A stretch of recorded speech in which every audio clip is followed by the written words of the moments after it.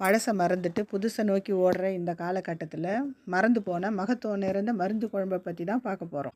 நாட்டு மருந்து கடையில் குளிசாமான்னு கேட்டு வாங்கி அரைக்கிற தூளில் தான் அந்த காலத்தில் குழந்தை பிறந்தவங்களுக்கு குழம்பு வச்சு கொடுப்பாங்க.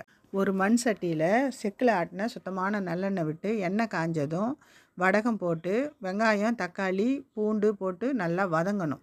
வெங்காயம் தக்காளி நல்லா வதங்கினதுக்கப்புறம் தேவையான புளிக்கரைசல், தேவையான அளவு உப்பு, நம்ம அரைச்சி வச்சுருக்கிற பொடியை சேர்த்து கலக்கி கொதிக்க விடணும். குழம்பு கொதித்து வரும்போது ஃப்ரெஷ்ஷான கத்திரிக்காயை கட் பண்ணி போட்டுக்கணும். மிளகு, ஜீரகம், பூண்டு, ஒரு பத்தை தேங்காய் இதெல்லாம் நல்லா வதக்கி மிக்சியில் மைய அரைச்சி கொதிக்கிற குழம்புல போட்டு ஊற்றிக்கணும். குழம்பு நல்லா கொதித்து கிரேவி பதத்துக்கு வரும்போது நல்வேலை கீரைகளை அதில் போட்டு கொதிக்க விடணும். இப்போ குழம்பு ரெடி ஆகிடும். இந்த குழம்பு சாப்பிடும்போது உடம்புக்கு வலுவும் உடம்புல இருக்கிற கழிவுகளையும் நீக்கும்.